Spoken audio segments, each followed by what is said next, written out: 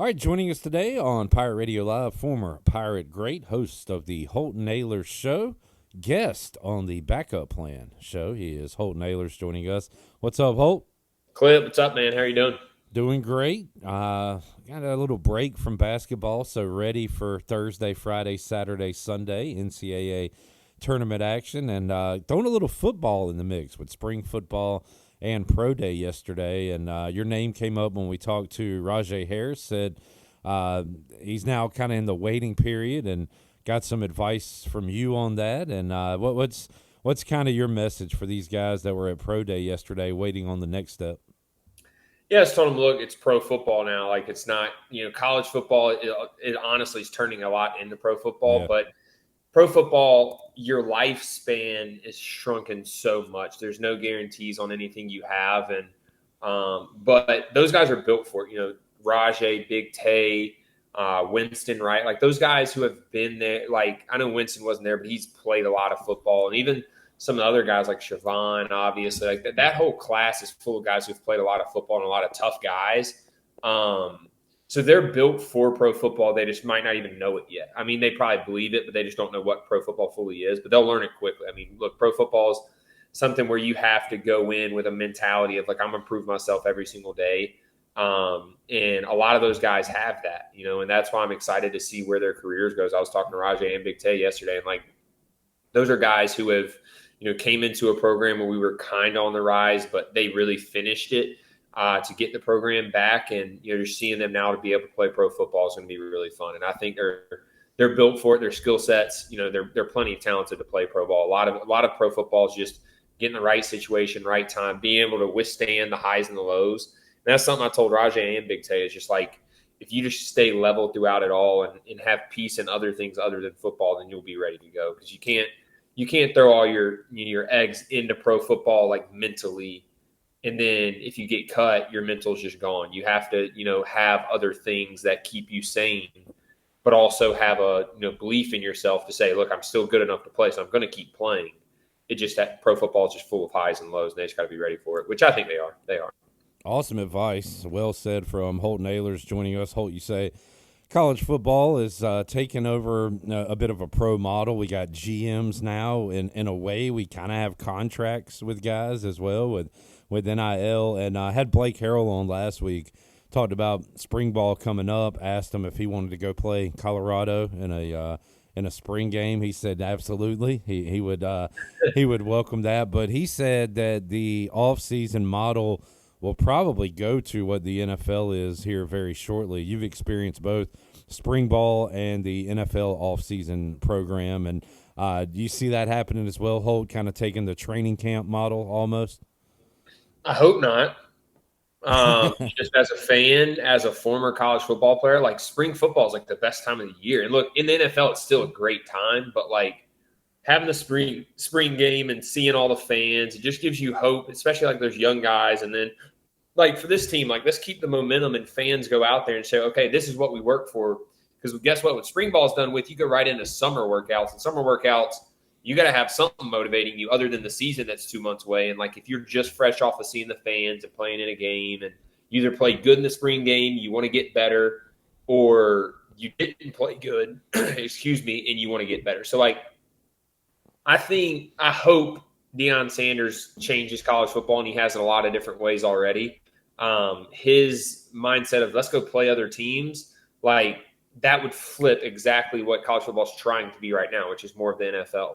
If teams go out there and play other teams, like, okay, I don't know if you televise it or not. I'm sure, TV would want to have it. Yeah. I know some coaches are like, teams are going to try to snag up our guys, but that's going to happen either way. Like, that's good for fans.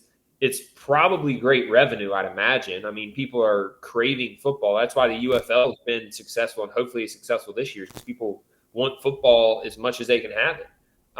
So I hope it doesn't turn into that.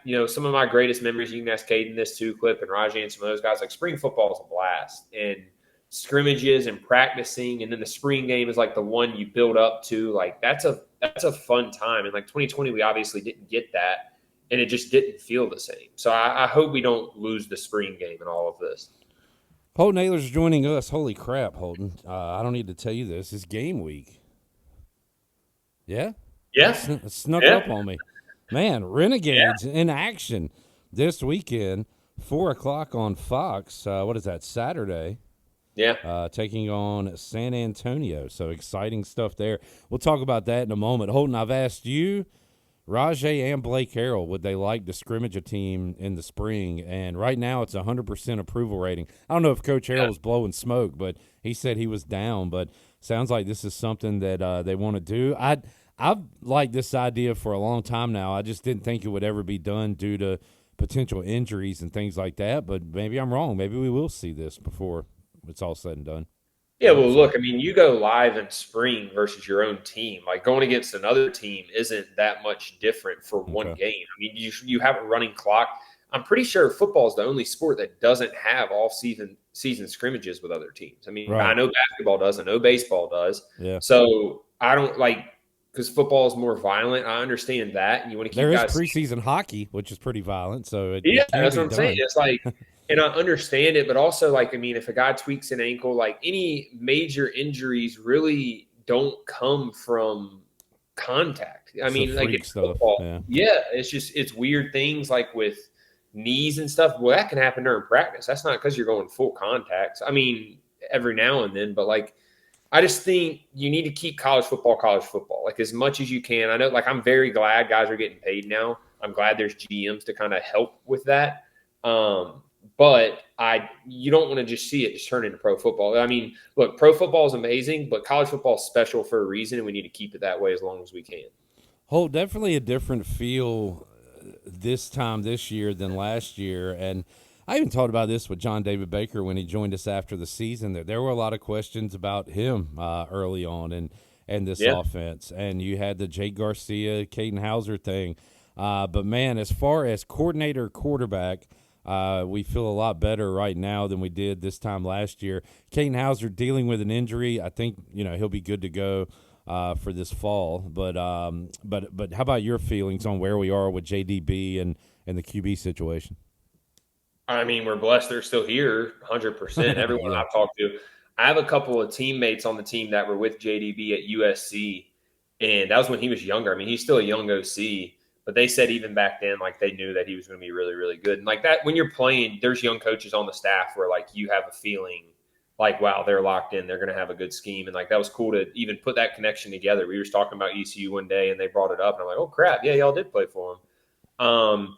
So yeah, I mean, I look, we're very lucky to have them in, in an NIL world, in a transfer portal world. Like JDB is a great quality head coach or offense coordinator, probably going to be a head coach one day. And then Kate, both of those guys could be at huge schools right now, and there's no doubt in my mind they'd be successful there. So we're very blessed. I think anytime you have an offense like this one plus a quarterback and an OC that kind of sync together, that played well last year together. I mean, the sky's the limit, really. You just got to put guys around them. But this offense also, kind of hides some holes if you do have them. I haven't looked at the roster too much this year already. Obviously, because I'm in the UFL, so I don't have as much time to do that. But like this offense, you don't got to have draft picks at every position. You just got to have guys that can go and fill spots. Now, if you have elite guys, that makes the offense even more elite. You see, Ole Miss and some of those teams that do that. Tennessee, the year that they played really well, but like JDB and Caden Hauser, I mean, if we have them, we have a chance to win every single game. So we're going to be in the game and we're going to score a lot of points. I'm excited to watch them both. I'm very thankful they're Pirates.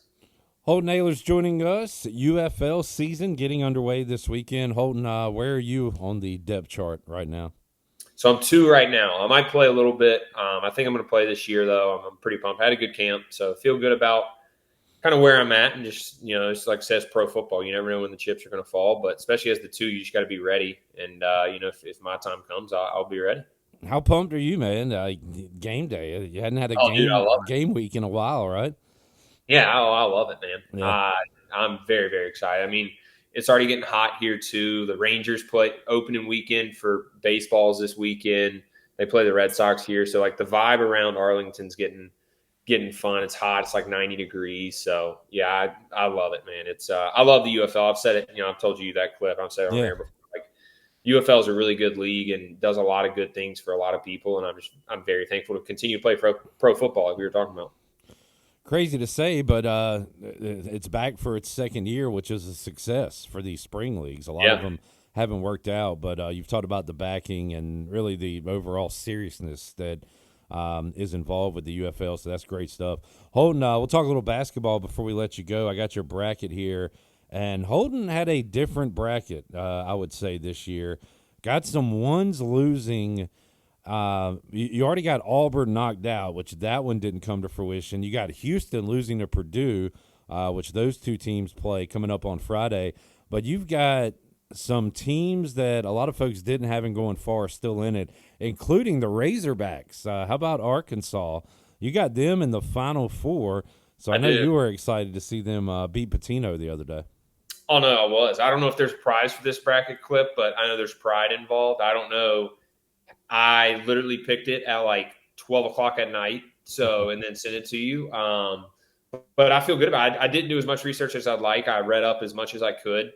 I know Coach Cal is a really good coach, and I figured like there's always storylines like that. Like you just look at like potential storylines. Like a lot of people at McNeese State probably could go back and be like, well, dude, why didn't I see that coming? Like, why didn't I see them winning in the first round? It's just like little things like that. And I don't know. I think Coach Cal's a really good coach, and I believe in him. And the more I looked up like their stats and stuff, I really believe in them too. The team I'm most disappointed in is Texas A&M. I knew they couldn't shoot the three, but I knew they were a really good rebounding team, and that's tough to beat rebounding teams in the tournament. And obviously they didn't pull it out. You got the BYU Alabama matchup correct. You've got Kentucky coming out of the Midwest, and then in the South you have Michigan State and you have Sparty going all the way. Great year for Izzo. So all your chips right now kind of there with Michigan State, and, man, it would help you out if both Purdue and Kentucky are winners coming up on Friday.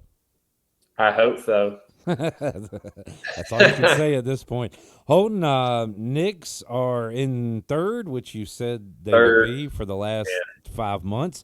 And why are they underdogs to the Clippers tonight? Is that an injury thing? Yeah, our whole team's hurt right now. Okay. We have like 2 starters playing, and then our bench is hurt too. So I think we'll still win, but we'll see.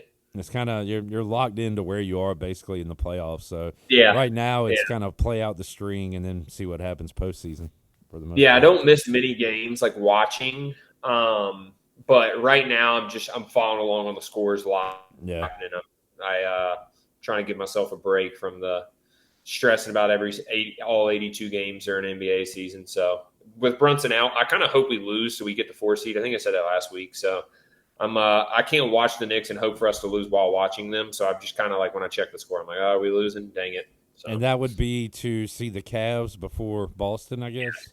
Yeah, which I don't mind either one, but I'd rather see the Cavs. I think they're choked. They already are starting to choke. So, Holton, good stuff. Good luck this weekend, man. Hope we see you on the TV, but if not, keep at it, and we will at some point this season. Thanks for joining us. What do we got coming up on the Holton Ahlers Show?